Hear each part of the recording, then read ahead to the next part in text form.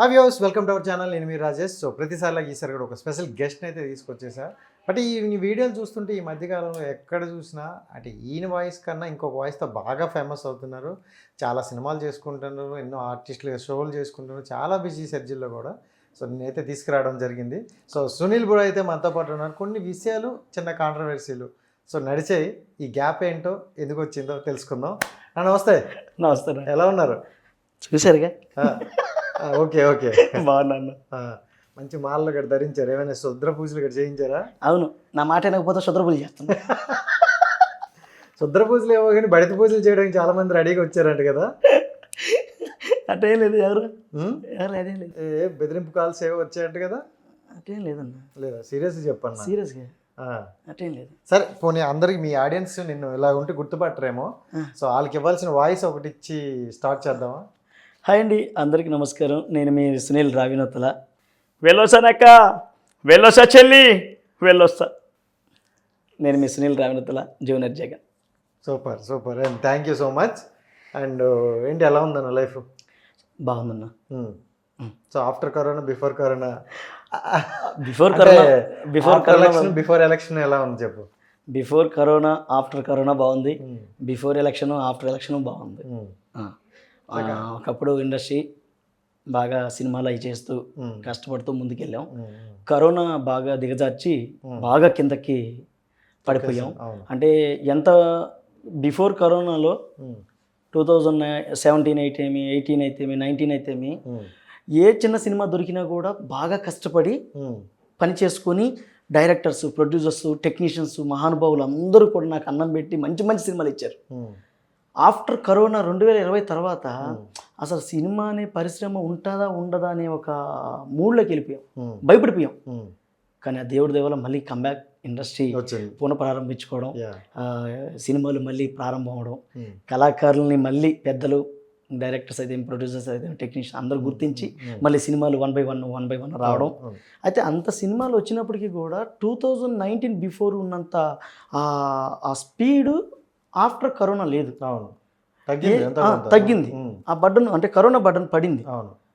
తినడానికి కూడా కొంచెం ఇబ్బంది పడేటువంటి అవకాశాలు బాగున్నాయి అన్న. ఆ తర్వాత ఈ 2023 జగన్ అన్న క్యారెక్టర్ రావడం, ఎలక్షన్స్ ఆ టైంలో అట్లా బాగా కనెక్ట్ అయింది కదా, జనానికి కనెక్ట్ అయింది. అలాగే అవకాశాలు కూడా బాగా ఇచ్చాయి. అంటే మనకి అంటే ఫుడ్ కూడా ఒక రోజు 2 రోజులు దొరికే విధానంలో అంత కష్టపడుతున్నాం. టైంలో ఎవరో మహానుభావులు మనకి వచ్చి అవకాశాలు ఇచ్చి, ఇటు ఒక క్యారెక్టర్ ఉంది చేయండి అని అడగడం, క్యారెక్టర్ చేయడం బాగా వర్క్ అయింది. అంటే ఫస్ట్ మీకు ఇచ్చిన సీన్ ఏది జగన్ గారిది? సీన్ అంటే మామూలుగా ఎలా చేస్తారని అడిగారు. నేను అంటే చేస్తానండి, బాగా చేస్తాను, ఇమిటేట్ చేస్తాను అని అన్నాను. ఏదో ఒక డైలాగు చెప్పండి అన్నారు. అలాగే అన్న మేనరిజంతో అందరికి ఒకటే చెప్పదలుచుకున్నా, ఇవాళ ప్రతి పేద గుడిసెలో కూడా ఈ జగన్మోహన్ రెడ్డిని తలుచుకునేటువంటి ప్రయత్నం అయితే జరుగుతూ ఉంది. వెళ్ళొస్తానక్క, వెళ్ళొస్తా చెల్లి, వెళ్ళొస్తా. అక్కడి నుండి ఆ డైలాగు వినిపించాను. ఇంకా అక్కడి నుంచి వాళ్ళు ఓకే చేయగలరు అనుకొని ఆ తర్వాత నన్ను ఎంగేజ్ చేసుకొని ఇట్లా అవకాశాలు ఇచ్చి ఈరోజు మీ దాకా. ఓకే, అయితే ఇక్కడ వచ్చిన ప్రాబ్లం ఏంటంటే, అప్పుడు నువ్వు ఇలా జగన్ని ఇమిటేట్ చేయడం వల్ల సో నీకు పెయిడ్ ఇచ్చి జగన్ మీద నెగిటివ్గా చేశారు అనే రూమర్ అయితే అప్పుడు స్టార్ట్ అయింది. సో అలాంటి స్టార్ట్ అయినప్పుడు నువ్వు ఒక ఆర్టిస్ట్వి, మనం ఏంటంటే చిన్న చితక చేసుకుంటూ సో మనకంటూ ఒక రికగ్నిషన్ రావడం కోసం పోరాడే వ్యక్తులు. కరెక్ట్. సో పొలిటికల్ వేరు, సినిమా వేరు. సో ఈ సినిమా అనే వ్యక్తి పొలిటికల్లోకి వెళ్తున్నప్పుడు చాలా ప్రాబ్లమ్స్ ఫేస్ చేయాల్సి వస్తుంది అని అనిపించలేదా? అంటే పొలిటికల్కి పోలేదు కదా నేను, అసలు నాకు రాజకీయం అంటే తెలియదు. డైరెక్ట్ సీఎంనే గెలికావు కదా, తప్పది. అంటే కళాకారుడికి అంటే మనం అనుకునేది మీరు చాలా నీట్గా చెప్తారు. నాకు తెలుసు. విషయం ఏంటంటే కళాకారుడికి అవకాశం, ఆ పాత్ర చేసేటప్పుడు అవకాశం దొరకడం నా అదృష్టం. ఇప్పుడు నేను కాకపోతే వేరే వాళ్ళని చేస్తారు కదా, మీరు చేయరు అవకాశం వస్తే. అంటే అందరికీ అది రాదు కదా. ఆ పరమశివుడు అదృష్టం నాకు ఇచ్చాడు. అదే టైంలో నాకు తిండి పడుకోవడానికి రూమ్ కూడా లేని టైంలో నాకు అది దొరికింది, అవకాశం వచ్చింది, చేశాను.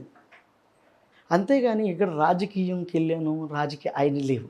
మన రాజకీయాలు ఎప్పుడు పోం, రాజకీయాలు ఎందుకంటే మనకి విషయాలు తెలియదు, రాజకీయంలో ఎలా మాట్లాడాలి ఎలా ఉండాలో మనకు తెలియదు దాన్ని మనం ఎందుకు గెలగడం.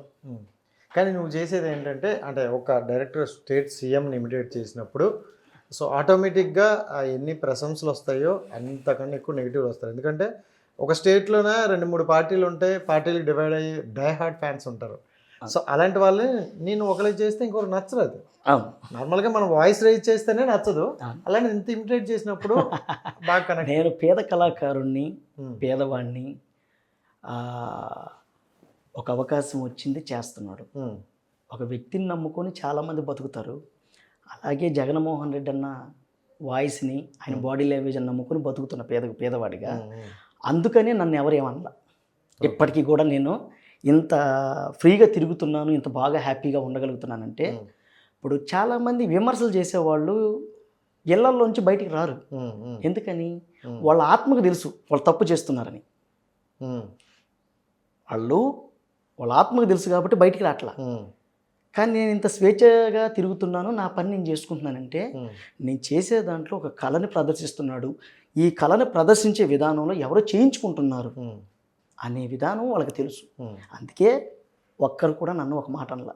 నన్ను చాలామంది ఫోన్ చేశారు, అప్రిషియేట్ చేశారే తప్ప ఎరా నువ్వు ఇలా చేసావు అని అన్నారు, ఎవరు అడగల.